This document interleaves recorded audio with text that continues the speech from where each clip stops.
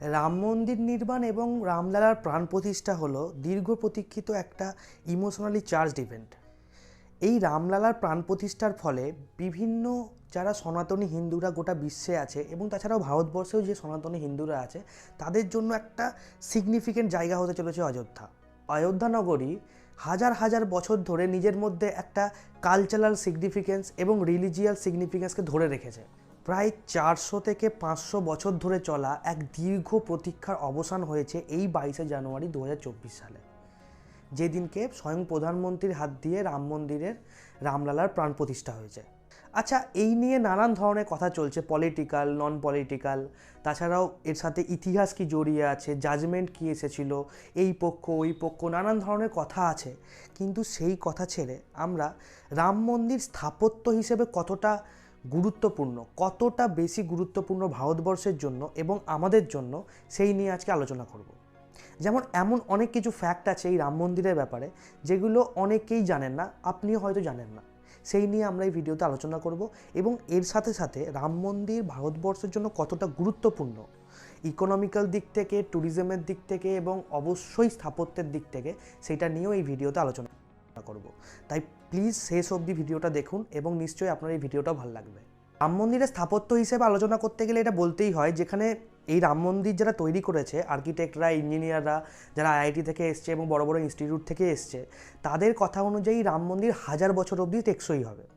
কিন্তু এই 1000 বছর টেকসই হওয়ার যে স্থাপত্য, সেই স্থাপত্যে এক ফোঁটাও স্টিল বা রড বা আয়রনের ইউজ করা হয়নি। এটা জানলে নিশ্চয়ই আপনিও অবাক হবেন।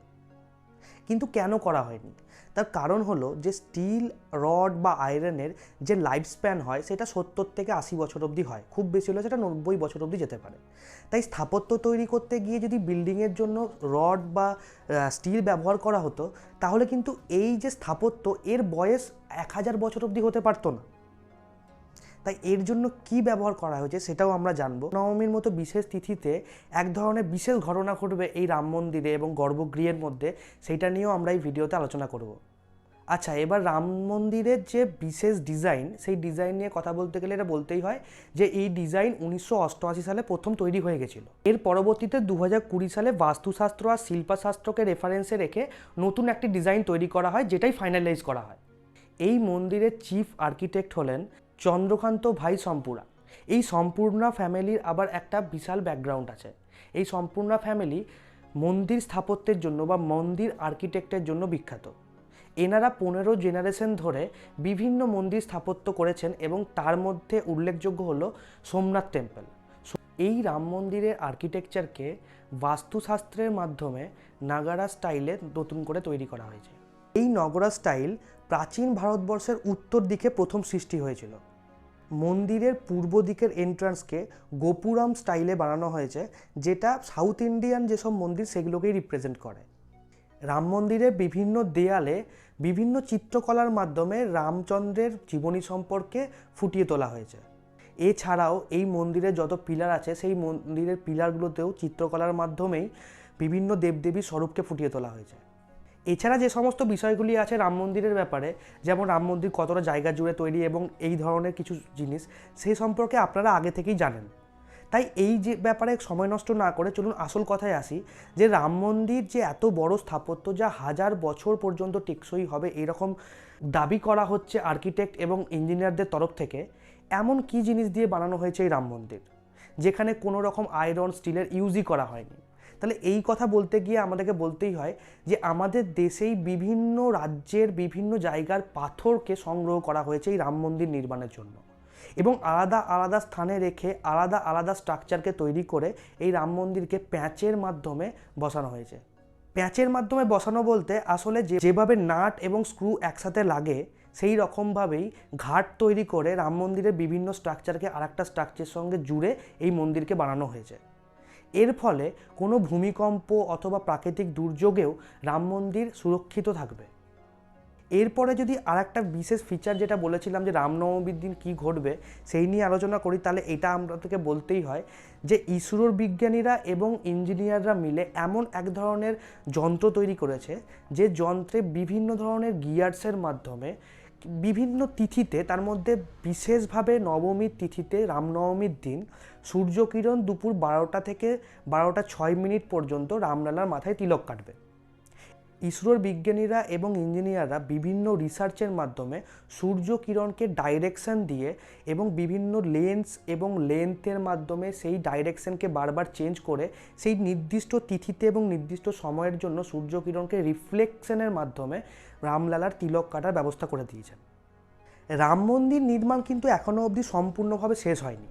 শুধুমাত্র গর্ভগৃহের যে কাজ, মানে যেখানে ভগবান রামলালার মূর্তি আছে এবং প্রাণ প্রতিষ্ঠা হয়েছে, সেই অংশটুকুই ভালোভাবে শেষ হয়েছে এবং সম্পূর্ণ হয়েছে। কিন্তু রাম মন্দির শেষ হতে যে সময়টাই লাগুক, রাম মন্দির স্থাপত্যের জন্য আরও অনেক ধরনের ডেভেলপমেন্ট এই দেশের জন্য বা ইউপি গভর্নমেন্টের জন্য হয়েছে, সেই নিয়েও কিছু কথা আমি বলবো।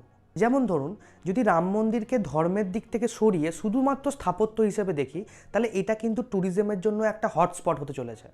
গোটা পৃথিবীতে সনাতন বা হিন্দু কালচার বা হিন্দু ধর্মের মানুষের সংখ্যার অভাব নেই, বা প্রচুর মানুষ আছেন। তাদের যদি সবার তীর্থক্ষেত্রের মধ্যে একটা নির্দিষ্ট তীর্থক্ষেত্র বা গুরুত্বপূর্ণ তীর্থক্ষেত্র অযোধ্যার রাম মন্দির হয়ে ওঠে, তাহলে তার জন্য অযোধ্যার মতো শহর, যেটা শহর একটা নদীর ধারে অবস্থিত এবং ইউপির বিভিন্ন শহরের থেকে পিছনে থাকা শহর, সেই শহরেরও ওভারঅল ডেভেলপমেন্ট প্রচুর পরিমাণে হবে, প্রচুর পরিমাণে মানুষের এমপ্লয়মেন্ট জেনারেট করা যাবে।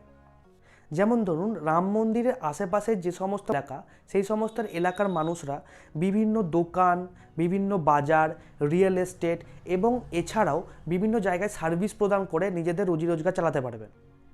এছাড়াও এর সাথে সাথে গভর্নমেন্ট, নন গভর্নমেন্ট সেক্টরের বিভিন্ন ইনভেস্টমেন্ট প্রচুর পরিমাণে অযোধ্যাতে বেড়ে গেছে।